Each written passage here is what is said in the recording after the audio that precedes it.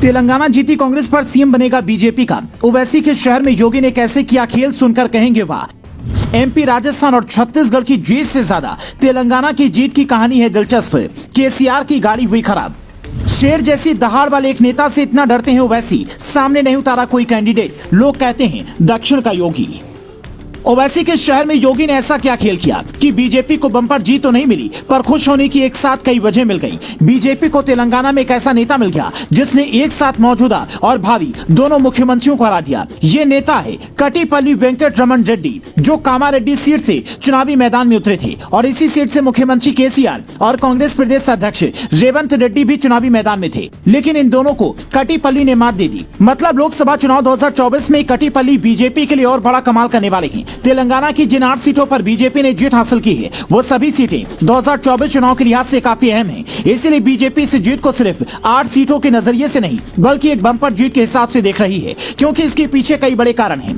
पहली वजह तो ये थी कि कटिपल्ली जैसे नेता ने मोदी शाह के आदेश पर बीजेपी के लिए 2024 चुनाव से पहले एक मजबूत जमीन तैयार कर दी। अब कांग्रेस की रणनीति से लड़ने में 2024 में बीजेपी को ज्यादा मुश्किलें नहीं आएंगी। जबकि दूसरी वजह यह है कि यहाँ जीत भले ही कांग्रेस की हुई है, पर सीएम बीजेपी का बनेगा, क्योंकि कांग्रेस जिस व्यक्ति को सीएम बनाना चाहती है उनका बीजेपी कनेक्शन बहुत तगड़ा है। कांग्रेस के रेवंत रेड्डी, जिन्हें कटिपल्ली ने हराया है, वो पहले एबीवीपी से जुड़े थे। इसके बाद उन्होंने टीडीपी और कांग्रेस का हाथ थामा। अब अगर ये सीएम बनते हैं तो कांग्रेस को बीजेपी की रणनीति का तोड़ निकालने में मदद मिलेगी। लेकिन सवाल है कि लगभग हर राज्य में अपनी सत्ता खोती जा रही कांग्रेस तेलंगाना में भी कब तक टिक पाएगी। केसीआर की पार्टी का जो हाल इस चुनाव में हुआ है, उससे ज्यादा चिंता ओवैसी को हो रही होगी, क्योंकि ओवैसी की गढ़ में बीजेपी की पकड़ सबसे ज्यादा मजबूत होती जा रही है। ओवैसी के संसदीय क्षेत्र में एक विधानसभा सीट आती है गोशमहल, जहां 70,000 मुस्लिम आबादी रहती है। लेकिन बावजूद इसके ओवैसी ने अपना कोई कैंडिडेट नहीं उतारा और बीजेपी की ओर से इस सीट पर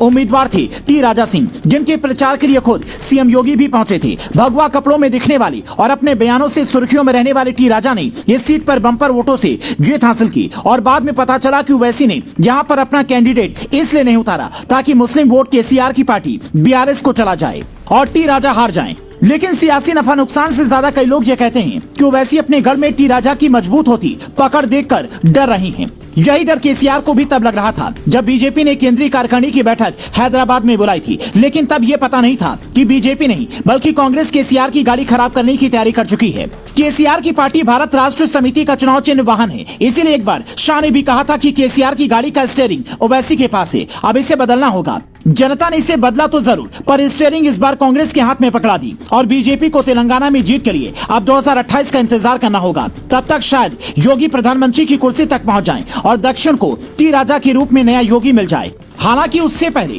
राजस्थान बाबा बालकनाथ के रूप में नए योगी के स्वागत को तैयार खड़ा है। बस हाईकमान की हाँ का इंतजार है। अगर वसुंधरा को कुर्सी नहीं मिली तो समझिए कि बाबा बालकनाथ प्रदेश के भावी मुख्यमंत्री हो सकते हैं। बाकी मध्य प्रदेश और छत्तीसगढ़ में तो बीजेपी लगभग पुराने चेहरे पर ही भरोसा जताना चाहेगी, पर मोदी शाह की चौंकाने वाली पॉलिटिक्स से कब क्या कर दी ये कहना मुश्किल है। इसीलिए राजनीतिक दिग्गज भी अब बीजेपी के सीएम फेस का अनुमान नहीं लगाते, क्योंकि मोदी मैजिक के आगे तो एग्जिट पोल भी गलत साबित हो जाते हैं। फिर सीएम फेस की क्या गारंटी। वैसे बतौर मतदाता आप किसी अपने राज्य का सीएम देखना पसंद करेंगे? कमेंट कर बताएं।